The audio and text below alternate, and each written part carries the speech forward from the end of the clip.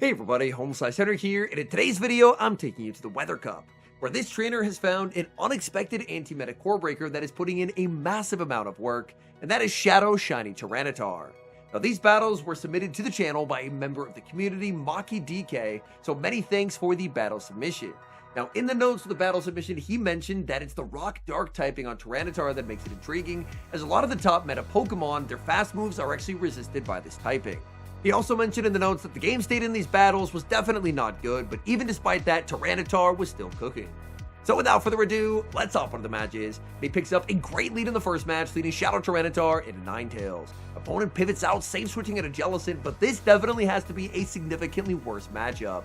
The Ninetales at least has win cons into Tyranitar if it's able to pull off a double bait, whereas the Jellicent is just going to get outpaced and absolutely destroyed by super effective Brutal Swings. The speed on Tyranitar is just absolutely terrifying. Brutal Swing after Brutal Swing, Jellicent ends up double shielding, and at this point, it feels like the opponent is in very real danger of getting fully swept. Surf will get Tyranitar's final shield, there's a pivot out, in comes Carbink, and Carbink is going to be answered with Tentacruel.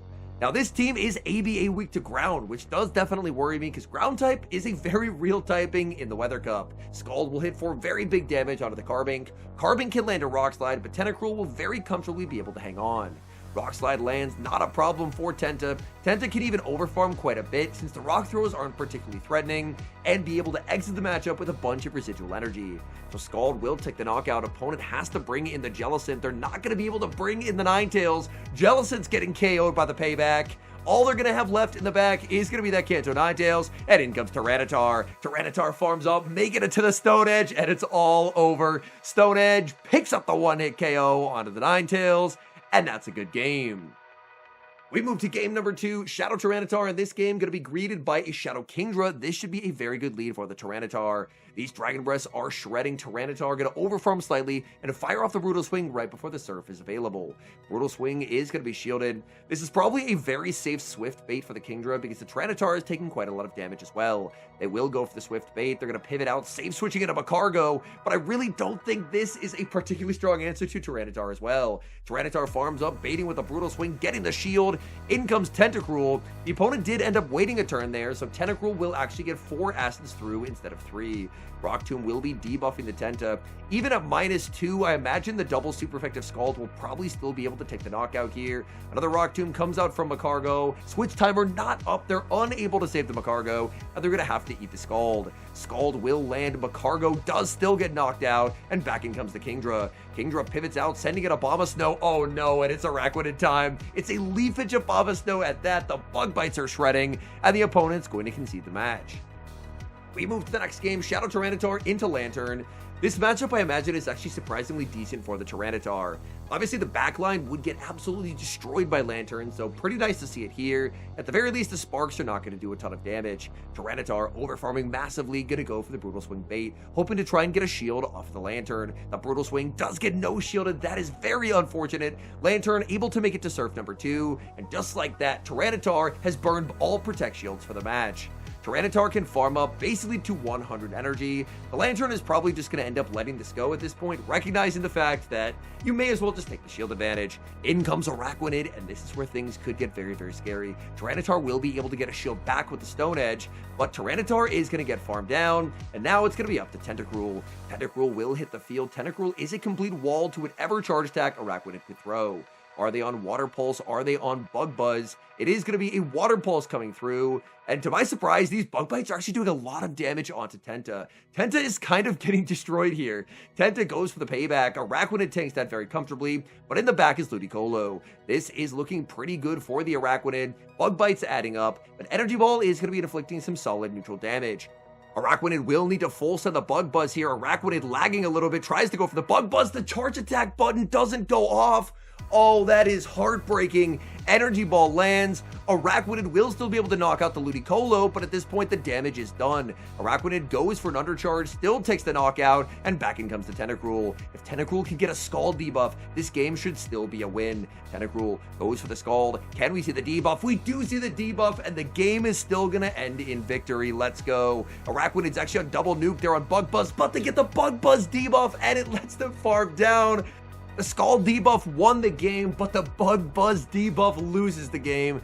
That was an absolute roller coaster of a game. Unfortunately, it's not getting any easier in the next match as Shadow Tyranitar leads into Quagsire. This team is ABA weak to ground. He mentioned in the notes he had pretty good results with this team, so I'm very curious to see how he's able to handle it. One option could be potentially trying to go for an Aqua Tail catch onto the Tentacruel. Brutal Swing lands, and there's that catch. Very, very nice play. This saves the Tyranitar with energy, and at the very least, the opponent's going to have to farm up quite a lot of energy here to a Mud Bomb or a Stone Edge, and it looks like they are actually on Mud Bomb. That's kind of the worst case scenario, is Mud Bomb will hit for a ton of damage, and out comes Seaking. The good news is Seaking, I don't believe, can get the farm down here. They're going to be forced to throw energy. Scald Bait is going to be shielded up. No debuff comes through. Oh no, tried to get the payback, but unfortunately did not quite have enough energy. Seaking's energy is going to be walled here, so Araquanid will be able to absorb the energy, no problem. And then hopefully, Shadow Tyranitar, with that final Protect Shield intact, will be able to get the endgame sweep. The Quagsire fired off the Mud Bomb before pivoting out, so the Quagsire shouldn't have a lot of energy. The switch back into Tyranitar. Tyranitar going to overfarm and fire off the Brutal Swing. Brutal Swing easily going to be knocking out the Quagsire. Quagsire no shields. The Seaking gets brought back in, but the Seaking is going to get outpaced as well. The residual energy on Tyranitar is so critical in this endgame. Brutal Swing will be shielded, and Seaking will fire off a move. Do they go for the drill run? Do they opt for the Icy Wind to try and get a debuff? No, they're just going to go for the drill run. Tyranitar can overfarm very nicely. Go for the switch. In the back is Shadow Bibarel. Now that is an incredibly cool pick. Unfortunately, I think Bibarel is about to get destroyed by a Bug Buzz. Bug Buzz, huge damage. Bibarel barely able to hang on. They can take the knockout with Hyper Fang, but unfortunately, that's just going to set up the Tyranitar. Tyranitar gets the farm down, exiting with the Stone Edge loaded to win charge tech priority over Seaking. That game looked very difficult from the outset there, but very, very well played to catch the Aqua Tail on a Tentacruel and set the team up for success. Unfortunately, more bad leads in the next match. Shadow Tyranitar leads into Cradily.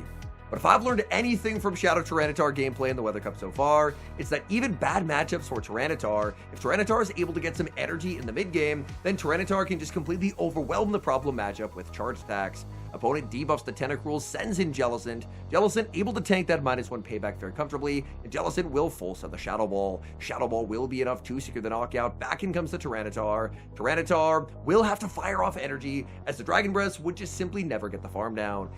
But the opponent's not done with Jellicent just yet. They put up the shield, go for the Surf. Tyranitar is going to have to match shields. Can Tyranitar get the farm down here? We're not going to find out as they pivot out and send back in the Cradily. Cradily will be able to hit for super effective with Rock Tomb, but Araquanid is monstrously bulky. Araquanid doesn't even get two-shot there. Araquanid is going to have to throw all of its energy as it full sends the Bug Buzz. Bug Buzz will easily take the knockout. The opponent still has that Jellicent, and Jellicent completely shuts down energy from Araquanid.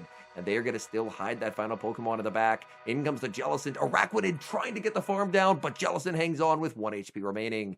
Jellicent's Shadow Ball is going to land. Araquanid does get KO'd, and it's going to be a Kingdra in the back, and Shadow Tyranitar is going to get the win. Shadow Tyranitar overfarms massively, baiting with a Brutal Swing. Kingdra puts up the shield, and Kingdra can just never hope to outpace. Tyranitar is on trajectory to make the Stone Edge. They go for the Surf, hoping for the no shield, but it's just too little, too late. Shadow Tyranitar makes the Stone Edge. Kingdra will fall. All that's left in the back is shreds of that Jellicent, and that is a good game.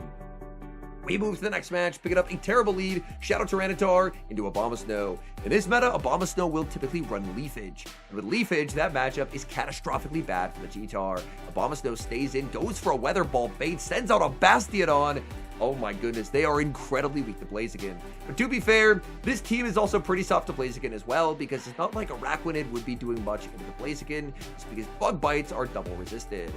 Now, Tentacruel will be able to inflict some really nice damage onto the Bastiodon. Add to that the fact that they get the Scald debuff, and now it's going to be very hard for Bastion to try and farm down. Stone Edge will be shielded up by the Tentacruel. Tentacruel going to try and overfarm massively, going to build up to the back-to-back Scalds, and now if the opponent wants to keep this Bastiodon around, they're going to have to double shield, and they're not going to do so. They let it go. Bastiodon has been removed from the field, and back in comes Abomasnow. This payback is going to hit for huge damage if they let it go. Payback lands, Abomasnow barely able to hang on, and the final Pokemon in the back is going to be their own Araquanid. Honestly, I like the idea of just reaching for the Bubble Beam. Even though they have an ability to reset a debuff later on, just try and make it as uncomfortable as possible for the opponent. Gonna farm up to the Bug Buzz, bait with the Bubble Beam, hoping to try and grab a shield from the opponent. The bait is successful as Araquanid puts up the shield. Switch timer will be up soon, but not soon enough. They're forced to fire off energy here. Even if it's the Bug Buzz, that's going to perfectly fine. It is just going to be a Bubble Beam, and back in comes Abomasnow. But Araquanid doesn't care. Even if this is the Energy Ball, which it is, they're able to hang on, and now can send in Tyranitar. Tyranitar is getting shredded by the Bug Bites, but making this Brutal Swing should instantly end the game, because they're forced to put up the shield, and the moment they shield, I mean, Tyranitar, oh my goodness, I thought Tyranitar was getting farmed down. I was going to say the Bug Buzz is still available, but it turns out who needs the Bug Buzz? Brutal Swing lands, Tyranitar takes it. Araquanid is going to CMP tie here on 1 HP, and that is going to secure the win. Araquanid just only throwing Bubble Beams this entire game. Oh, going for the 0 bubble on the Bubble Beam. As little damage as possible, but it's still going to be knocking out the opponent's Araquanid and taking the win. We move to the next game, Shadow Tyranitar, oh no, into Shadow Sharpedo. The save switch into Tentacruel, it's actually a Bite Sharpedo. That does surprise me. Seeing Sharpedo, I was definitely assuming Waterfall, and I assume he was as well, and you do not want to take Waterfalls on Tyranitar, so I think the switch out does make quite a lot of sense. I believe that the non-Shadow Tentacruel cannot one-shot here with the payback. It does a lot of damage, but Jellicent will put up the shield. Can Tentacruel hang on here? Yes, it can. Tenta making it to a second payback. Tentacruel getting insane value in this game. Jellicent will no shield. Do you ever consider bringing in the Araquanid maybe? Tyranitar's going to shield and go for the farm down. I think bringing in the Araquanid to kind of force out Shadow Balls and try and save all shields for the Tyranitar also could have been an option. Back in comes the Sharpedo. The Dragon Breaths are adding up. Sharpedo is so glassy that even a resisted Brutal Swing probably does a lot of damage. The Sharpedo will put up the shield. Sharpedo is just getting melted. If there's one thing that I know about Bite, it's that it has truly terrible energy generation, so they shouldn't be at the back-to-back. They pivot out. In the back is Mantine, and this game is over. Tyranitar makes it to the Stone Edge. Opponent won't even let the Stone Edge land. They're already top lefting. They are out of here. Terrible lead in the next match. Oh, and a terrible answer to the save switch, leading Tyranitar into Araquanid. And unfortunately, the Tentacruel save switch is going to be hard-walled by a Sandslash counter swap. Sandslash lands the Drill Run, hitting for a massive super effective damage. Tentacruel will be able to land the Scald, but unfortunately will never be able to acid down. Tentacruel actually able to make the Scald. The opponent tried to farm down there. They could have just done the Drill Run, but instead of doing so, it looks like they're going to shield and farm down and try and exit with energy. But bad news for them, the energy is going to be hard-walled as in comes Araquanid. I think this is a very creative way to play around this matchup. The opponent intentionally went down a shield to try and get Drill Runs into the Tyranitar, but now Araquanid gets to kind of use this as a springboard, absorb the energy, and get a massive, massive energy head start. But unfortunately, the Sandslash refusing to get KO'd, able to hang on 1 HP and make the last second Drill Run. In the back is Mantine. That's really not ideal. In comes Tyranitar. Back in comes the Araquanid. And the game comes down to this. A 50-50. Tyranitar going for broke. Full send of the Stone Age. Do they respect it? Yes, they do. And unfortunately, there's just no path in this game. I can't blame him. He's going to be immediately resigning the match. We move to the next match, leading Shadow Tyranitar into Seaking. Now, Seaking is a Pokemon that I am very critical of. Honestly, because I had such high expectations for Seaking. I wanted Seaking to be great, and then when I played it, honestly, Seaking ended up feeling very, very disappointing. I think my frustration with Seaking entirely stems around the fact that it doesn't have any same type attack bonus charge moves. So even though Drill Run is a pretty solid move, neutrally, if you encounter something like a Licky or Corsola, you kind of just get completely obliterated. I do think that in a Show 6 Pick 3 format, like for example the upcoming World Championships, I can understand why a lot of trainers would gravitate towards Seaking, because in Show 6 Pick 3, it's all about trying to have as much neutral play as possible. And even though Seaking doesn't really win a lot of matchups, it also doesn't really hard lose a lot of matchups. So if you put a Seaking on your team, you know you're always going to have at least some play no matter what you encounter. Cradily ends up no shielding, not expecting the Bug Buzz, and they end up paying a very heavy price. In the back is Shadow Kingdra, gonna bank energy and bring back in the Tyranitar. Kingdra will not be able to farm down here. If Kingdra tries to, another Brutal Swing will be reached. They're going to have to throw energy. Kingdra will fire off energy right before the Brutal Swing, perfect counting from the opponent. They go for the Surf. That is massive overkill onto the Tyranitar. And now it all comes down to this. Does this Kingdra have Outrage? If they have Outrage, then unfortunately this poor Tentacruel is about to get absolutely destroyed. In comes Tentacruel, fingers crossed, moment of truth. Do they have Outrage? It's going to be a Swift from the Kingdra. They do not have Outrage, and that's very helpful. In comes the Seaking. Seaking gets farmed down, and that is going to be game over. I was very worried there. If it was Outrage, that would have basically one-shot. Shadow Outrage is an insanely powerful move, but luckily they were on Swift Surf, so all's well that ends well. up into the final match, and what a lead. Shadow Tyranitar into Charizard. Opponent save switches into the Kingdra, but we've seen time and time again, this is not an answer to Tyranitar. The Kingdra ends up no shielding. In comes Araquanid, and Araquanid is going to go for the full farm down. Maybe this Kingdra is on Outrage. They are on Outrage. See, the Outrage Kingdras do exist. I have run into them in this meta. Unfortunately for the opponent, even landing the Outrage doesn't really do a lot for them. Back in comes the Charizard. Bubble Beam comes out from the Araquanid. Charizard will put up the shield, trying to preserve as much HP as possible, but unfortunately, they're forced to throw again. It is going to be the Air Cutter. Air Cutter will secure the knockout, and Tyranitar can just hit the field once more. Gonna wait till the switch timer. In comes Tyranitar. In the back is Ludicolo. And they just have absolutely not a single Pokemon on their team that could beat Tyranitar. But it's teams like these that make Tyranitar seem like a very compelling option, because they just have zero fast attack pressure into the Tyranitar. They don't really have anything that can even hit it for remotely decent damage. The closest would be the Dragon Breath from Kingdra, but even that really doesn't do a lot. Tyranitar able to take the knockout with Stone Edge. Back in comes the Charizard, and oh, that is just the absolute nail in the coffin right there. The Air Cutter catch onto the Tentacruel. Opponent sees the writing on the wall and concedes the match. All in all, these were some incredibly fun battles, so many thanks to Maki for the battle submission. Kind of a good way to end out the Weather Cup as it comes to a close here. I believe it rotates out tomorrow. I do think the Weather Cup was actually a surprisingly decent meta. I know towards the end, it did kind of devolve a little bit, where there ended up being a lot more like Alolan Golems and a lot more Gastrodons, but in the games that I played in the Weather Cup, I did really end up enjoying it. It felt like it allowed some very unique Pokemon that previously did not have a lot of success in other metas to kind of shine. Pokemon like the Hisuian Samurott, heck, even the Alolan Golems. The fact that Alolan Golem was enough of a meta threat that I had to mention it here at the end is kind of crazy, because normally Golem isn't doing anything outside of like an Electric Cup, where everything that could ever beat it has been banned.